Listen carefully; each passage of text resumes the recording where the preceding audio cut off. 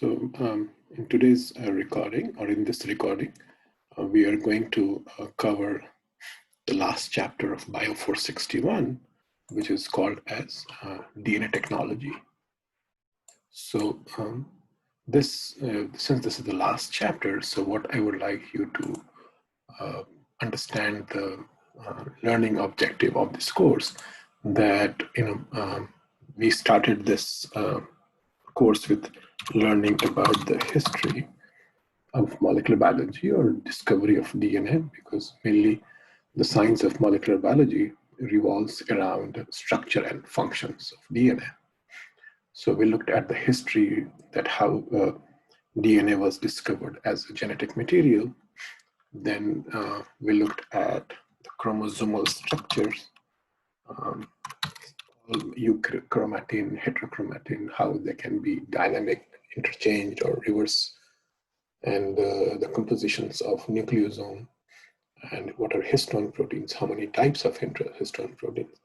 Then we looked into the functions of DNA, that is replication, how replication occurs in both of the directions, although the DNA strands are anti-parallel, Okazaki fragments, continuous fragment, lagging strand, so and so forth. Then we looked at the other function of DNA, that's one of the most important, that's transcription. And this transcription leads to translation. And so then we went into the regulation, how gene expression, the translation is regulated, taking various examples such as lactose model or tryptophan model, DNA methylation, RNAi, and ribosomal binding site. So there are many checks and balances in our cells that tries to regulate such that the direction of the cell development or cellular function happens in the right direction. Then our DNA is a long structure. It has to replicate. So it has also, our body could be exposed to various mutagens that can change the sequence of DNA, of nucleotide in the DNA. And then, so once you have this basic knowledge, it is very important to apply. When you apply, there are two things.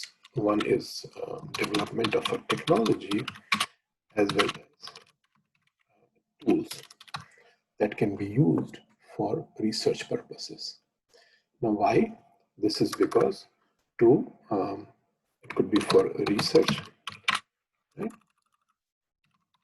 Understand more, because still we don't understand everything that happens in our cell.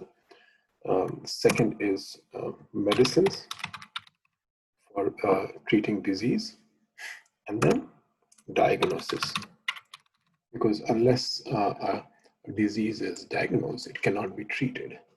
Now, all the disease pathogenesis or treatment, they're all going at molecular level.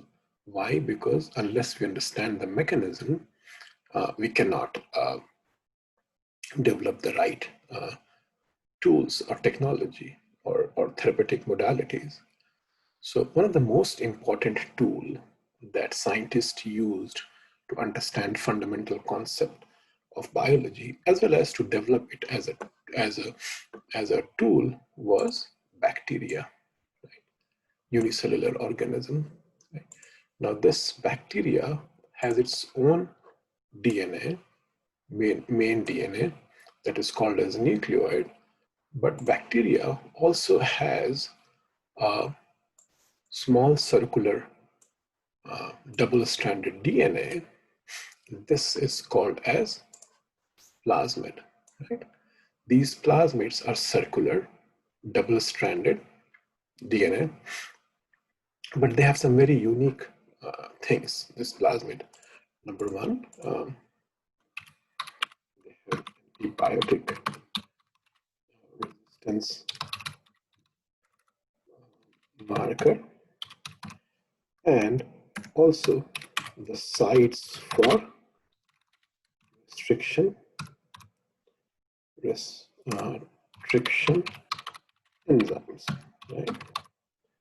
So, and this plasmid can serve as a vehicle or vector to carry genes. And these genes can be cloned in this plasmid. So let's focus on one of the topics called as restriction enzymes. So what are restriction enzymes? So restriction enzymes are those enzymes that have ability to cut DNA, but cutting is not non-specific. Cutting DNA at specific sequence nucleotides. And where are these restriction enzymes found? They're found in bacteria itself. For example, bacteria E. coli has a restriction enzyme called as EcoR1. Now, I mentioned to you that they act on specific DNA nucleotide sequence. So EcoR1 will act on sequence GAATTC, right? And so now you have to see what is going on. What is the unique property of these restriction enzymes and their sequence on which they act. So this sequence, if we do it in as double-stranded piece of DNA, what do you notice here? What I want you to notice that going from this direction and going from this direction, this could be 5' to 3' or 3' to 5'. If you look at the sequence is symmetrical, right? So 5' to 3', 5' to 3', GAA TTC, 5' to 3', GAA TTC. Such sequences are called as palindromic sequence. Palindromic sequence. What are palindromes? So palindromes are words that can be read in both the direction. And in both the directions, they will read in the same way. For example, the word like madam, if you read from this end, from left to right, M-A-D-A-M. And then when you read from right to left, M-A-D-A-M. So these words are called as palindromes. So if you notice, these restriction enzymes are also like palindromes. They, on the opposite strand, they read similar. 5 to 3', 5 to 3'. So restriction enzymes, they act on palindromes. Now, another thing that is very unique about restriction enzyme is that, let's consider that this is the double-stranded DNA. Double-stranded DNA. So restriction enzymes will act. So restriction enzyme, let's say EcoR1 will act on a specific sequence that is GAA-TTC, right? Now, what is unique about here is that, so pay attention, this EcoR1 will act at this position, right? Now, when they are acting at this position, the DNA is cleaved. Restriction enzyme is also called as molecular scissors. They can cut the DNA at specific sequence. Now, because of this, what happens that it gives rise to single-stranded end, right? So, for example, these are cut like this. So, it gave rise to single-stranded ends. So this is single-stranded here, and this one is single-stranded here, right? So this single-stranded DNA, what does it mean? It means that the nucleotide, the sequence of nucleotide here are open for hydrogen bonding, right? Because DNA, you have to understand this, what forces stabilizes DNA, what forces stabilize DNA. One of the forces is hydrogen bond. So when this restriction enzyme cuts asymmetrically, it generates single-stranded DNA. But this single-stranded DNA wants to become double-stranded. So this want of DNA to become double-stranded DNA is exploited by scientists to insert a new gene, and that give rise to cloning of the gene. So let me revise restriction enzymes. Is that restriction enzymes are those enzymes which are present in bacteria that has capability to cut DNA at specific nucleotide sequence. And these nucleotide sequences are palindromic in nature. And this DNA and this restriction enzymes, when they act asymmetrically, they generate single-stranded DNA. This single-stranded DNA is also called as sticky ends. Sticky or cohesive ends. Cohesive ends means they can be used as a site to clone genes, right? Clone genes. And yeah, so for cloning restriction enzyme. Now you can ask me a question that bacteria has these restriction enzymes. So why don't bacteria cuts its own DNA? Because restriction enzyme is present inside the body of bacteria. Bacteria is a source of restriction enzymes, and there are many companies that try to commercialize these restriction enzymes to provide to the scientists to use it as a tool. So my question to you is that if bacteria has restriction enzyme, why don't these restriction enzyme act on the bacterial DNA? That is not possible because bacterial DNA is methylated for that restriction enzyme. So of course, bacteria has this sequence. Bacteria, it has this sequence, but the EcoR1 enzyme is not able to cut the bacterial DNA, host DNA, because this DNA, this site is methylated. So where does methylation is happening? So this methylation is happening at guanine. This methylation is happening here at guanine, right? So bacteria is not, the restriction enzyme is not able to harm the bacteria. So this was one of the topics in the last chapter of DNA technology. So let's go to the next topic, which I believe is PCR. But before I go into PCR, I just want to share this one more new concept is that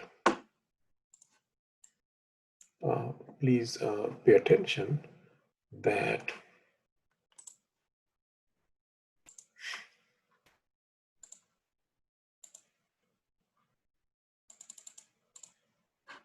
if you see here, this EcoR1, so you see, they generate single-stranded DNA. And this single-stranded DNA is used by scientists to clone foreign gene into the plasmid.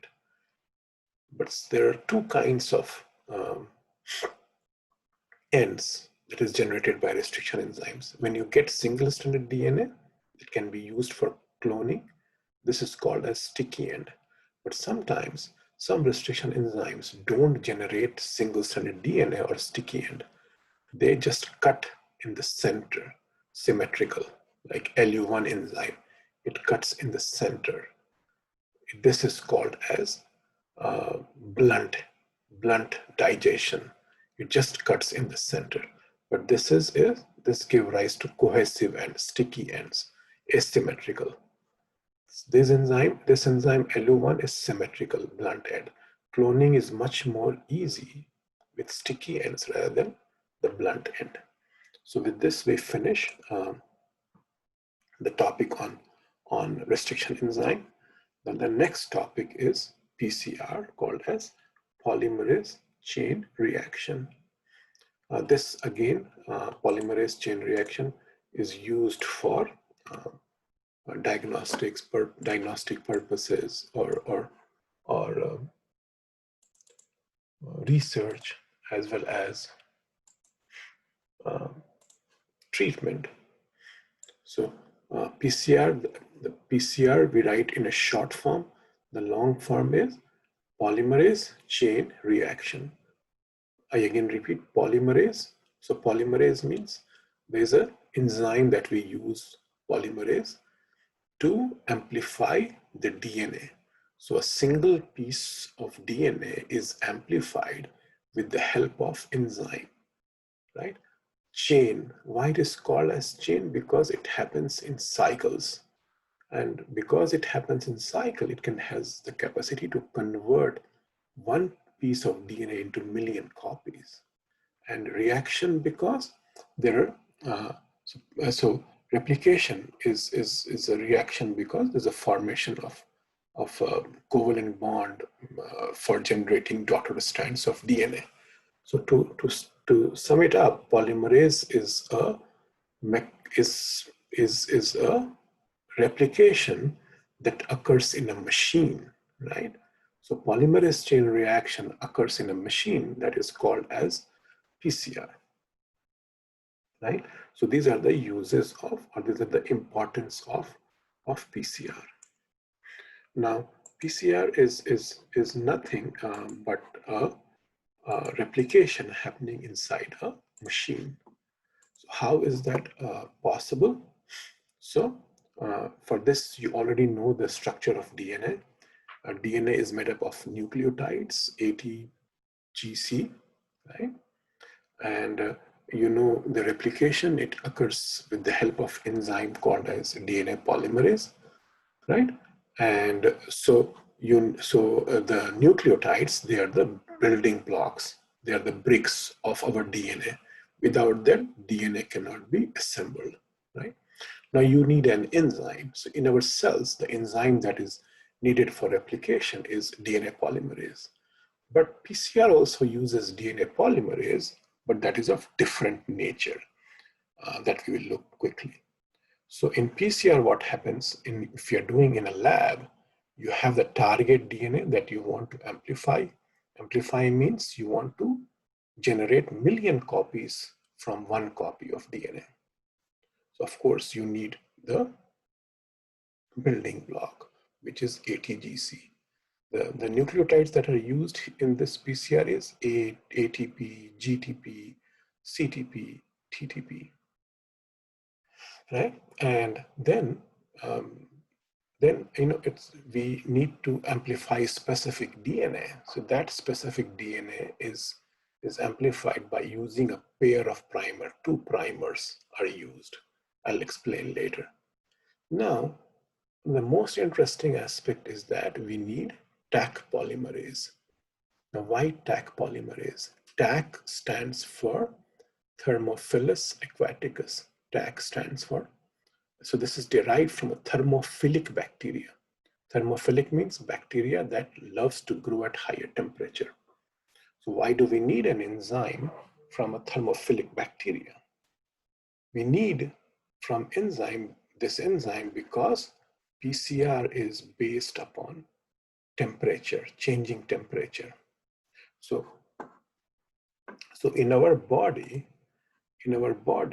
the replication occurs at a room temperature or the temperature that we are living. But in PCR, we are not doing replication inside the cell. We are doing it in a machine. So PCR takes advantage of temperature. So three temperatures. Number one, 94 degrees Celsius. This 94 degrees Celsius is called as denaturation. What happens in denaturation? The two DNA strands separate at 94 degrees. Then the temperature is brought down to 54 degrees or 50 degrees Celsius. When this temperature is brought down, then what happens? These primers to the target gene goes and binds to the DNA. And then again, the temperature is raised to 72 degrees to complete the PCR. One cycle. So one cycle is composed of denaturation at 94 degrees, annealing or primer binding at 50 to 55 degrees, and elongation or extension for daughter chain synthesis. So 3 steps are needed for PCR, and these 3 steps that differ on the basis of temperature. Right? So let's go back and let me explain to you a little bit more.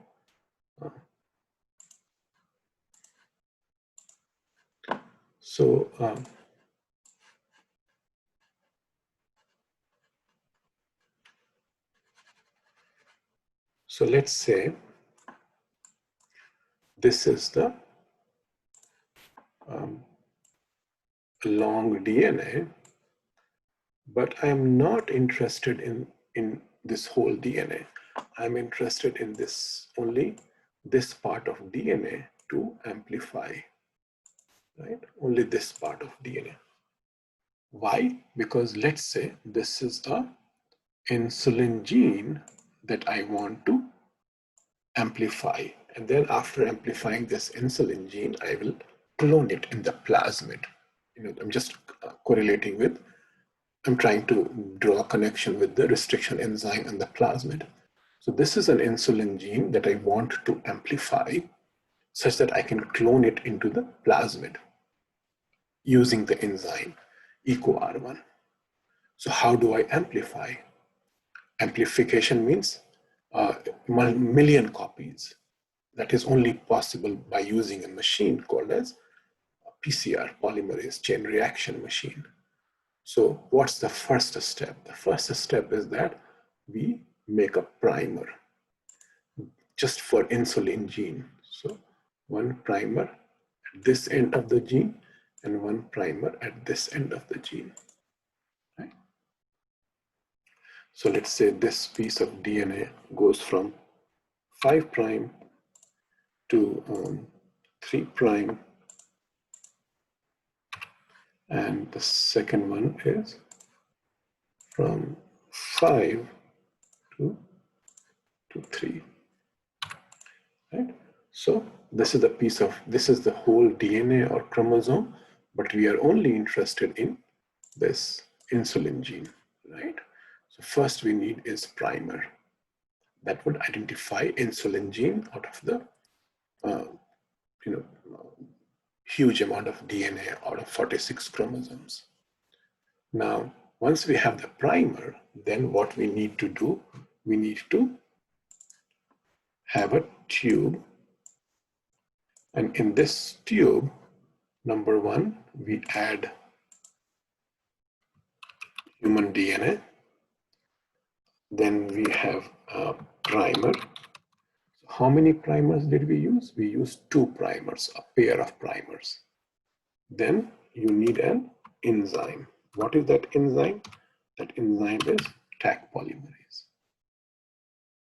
And then you need a building block. Those building blocks are nucleotides, right? So we have all these ingredients in this tube, right? In this tube, microfuge tube. Then we take this tube into the PCR machine. And this PCR machine goes through a cycle. Each cycle is composed of 3 temperatures. 94, which is called as denaturation. 50 to 55, is called as annealing, and then 72 is called as extension or elongation, where bottom strand is synthesized. So when we take this tube into the PCR machine, and the PCR machine goes through this cycle, and this cycle is repeated 30 times. So this DNA, from one copy, it becomes million copies. So let's go back to the PowerPoint slide. So what happened in the first cycle? So in the first cycle, the DNA at 94 degree, the DNA separates. And when the temperature is brought down to 55, the primer binds. The binding of primer is also called as annealing. And then the temperature is raised. So the DNA polymerase, the Taq polymerase. So Taq polymerase is from thermophilic bacteria. Why thermophilic bacteria? Because the PCR, we need 94 degree temperatures. So we need that protein that can stand 94 degree. So get enzymes from thermophilic bacteria. So now see the use of bacteria. So we get restriction enzyme, we get plasmid, we get Taq polymerase. All these are provided by, all these tools come from the bacteria. So bacteria are very important for molecular biology research. Right? So in the second cycle, so what I advise you that you must watch this video on PCR. It's very simple and very good. Now we go to the third topic, which is called as gel electrophoresis. So gel electrophoresis means movement of any biomolecule under charge, right? So DNA is also a biomolecule. So when the DNA moves in an agarose gel electrophoresis, right? So what is DNA? DNA is negatively charged. Where does negative charge comes from? Negative charge comes from phosphate molecule in the DNA backbone. So DNA is negatively charged. So under the electricity charge, DNA will move from negative to positive direction. So when it moves from negative to positive direction, something interesting happens. What is that interesting thing? Interesting thing is that DNA separates on the basis of size. So DNA that is made up of less base pairs moves faster. And the DNA that is made up of large amount of bases, they move slowly. So DNA agarose gel electrophoresis is that it's a gel in which DNA moves under the effect of electricity from negative to positive.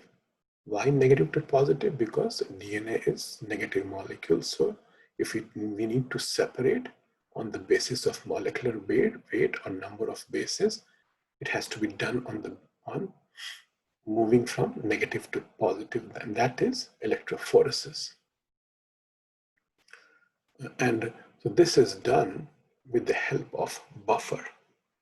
The buffer generates a negative charge, and that helps the DNA to move from negative to positive charge. So DNA gel electrophoresis is the most used technique to separate DNA on the basis of size, right? So the heavier DNA, they move slowly, but the lighter DNA, they move fast. So what did we discuss until now? We discussed restriction enzyme, we discussed polymerase chain reaction, and then agarose gel electrophoresis. The fourth technique that I would like to discuss with you is Southern blotting. I won't go into the detail, but Southern blotting is a process where you look for a gene in the whole chromosome. Now, it is not possible to do it easily, So we have to do it very systematically. So first, the DNA is cut into small pieces using restriction enzymes, and then this DNA is resolved on the agarose gel electrophoresis, right? So DNA has resolved on the basis of size on the gel electrophoresis. And then the DNA from the agarose gel is transferred on a membrane. And that membrane is called as nitrocellulose paper. Nitrocellulose paper is special. It can bind to the DNA. So because gel is very fragile, it can break while doing experiment. So DNA is transferred on the nitrocellulose paper. And then this DNA can be probed with some gene, right? And so this is called as southern blotting. So now one thing is that, so once again, going back to restriction enzymes. So let's say this is EcoR1 that give rise to single-stranded sticky end. Then a foreign DNA can be ligated, could be introduced into this asymmetrical piece of DNA. So this can be done by an enzyme called as ligase. So while restriction enzyme acts to cut the DNA, ligase is used to introduce a foreign DNA. So ligation. So opposite functions. Restriction enzyme is also in bacteria. DNA ligase is also bacteria. But DNA ligase needs ATP. Okay. Now, so again, what we discuss? We discussed about restriction enzyme. We discussed about polymerase chain reaction. We talked about southern blotting, agarose gel electrophoresis, DNA ligase. Now, one thing I would like to introduce here is that DNA is very important molecule. It's the understanding of DNA is very crucial to develop new therapy, right? So for example, we are dealing with COVID now. So unless we know the genomic sequence, how the protein functions, then only we know the complete story. So, so one of the approaches that scientists do to understand DNA is to create libraries. So libraries means generate a series of fragmented DNA using restriction enzyme, fragmented DNA. And this library can be of two types.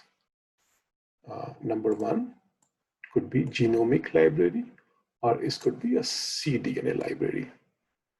So two libraries, one is called as genomic library, and the second is called as cDNA library.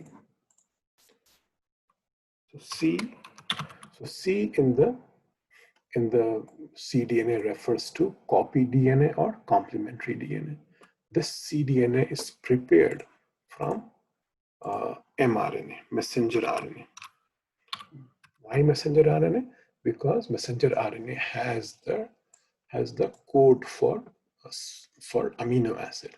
So this messenger RNA can be converted to cDNA by an enzyme called as reverse transcriptase. Now, I just want to re-emphasize that, look, that bacteria, of course, can cause disease in humans. Viruses, they can cause diseases in humans. But at the same time, these organisms, they also provide tools for research. So this reverse transcriptase, where does it come from? It comes from retrovirus or lentivirus. What's the example? For example, HIV. So HIV has reverse transcriptase because it's an RNA virus. So reverse transcriptase from HIV can be commercialized to develop research tool. And what's that research tool? Reverse transcriptase. And this reverse transcriptase is used to generate copy DNA from mRNA. So there are two kinds of libraries. One is the genomic library, the other is cDNA library. The source is different, the starting point. The starting point for genomic library is chromosomal DNA. So the starting point for genomic library is chromosomal DNA or genomic DNA. Right? And the starting point for cDNA library is mRNA, because DNA, it has coding region, non-coding region, regulatory region, but mRNA is, using the benefit of mRNA is that it is the direct sequence or direct frame of amino acid. So cDNA is copy DNA. So what did we discuss? Restriction enzyme, polymerase chain reaction, agarose gel electrophoresis, DNA ligase, southern blotting, and genomic and cDNA library. So let's go to the next topic is DNA sequencing, right? So DNA sequencing is also done with the help of doing PCR, but DNA sequencing is used using a special tool that is called as dideoxynucleotide, right? So what is a dideoxynucleotide? So a dideoxynucleotide is, let me explain.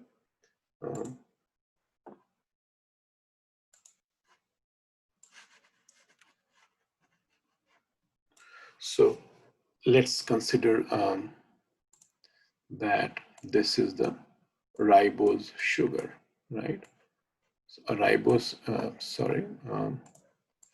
redo it. So let's see that if this is a ribose sugar.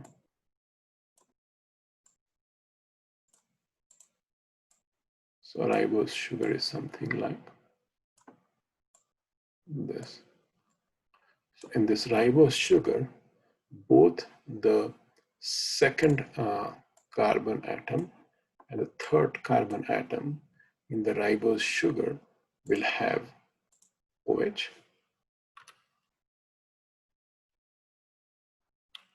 OH, and OH. But in the deoxyribose sugar, what will happen? The third carbon atom will have OH, the second carbon will have only H. Because the oxygen is missing, this is called as deoxyribose, and this is just ribose. But for sequencing, we need another kind of ribose, which is called as dideoxy. Here, both the second carbon atom and the third carbon atom do not contain oxygen. So this is called as dideoxynucleotide. Right? This nucleotide is very important for DNA or gene sequencing. So gene sequencing is done with the help of chain termination method. Now, when you use dideoxy, now pay attention, the dideoxy doesn't contain hydroxyl group like deoxyribose or ribose. So chain will not grow here. Presence of OH is very important. Presence of OH group is very important for replication to occur. The moment you use dideoxy, the chain will terminate. That is taken advantage to do the genomic sequence or DNA sequence, right? So these are the topics that are covered. And one thing very important is the RNAi technology. RNAi technology is RNA interference, where a 21 or 23 single-stranded RNA is used to target mRNA, and then that target mRNA is degraded, right? So this is like RNA interference. So if you focus on the slide, RNA interference can be done by microRNA, siRNA, and the job is to degrade the mRNA. So, and why do we need to degrade mRNA? To not let the mRNA to make proteins that can cause sickness. Okay, and this has been widely studied. So, with this, we finished this chapter on DNA technology. So, thank you.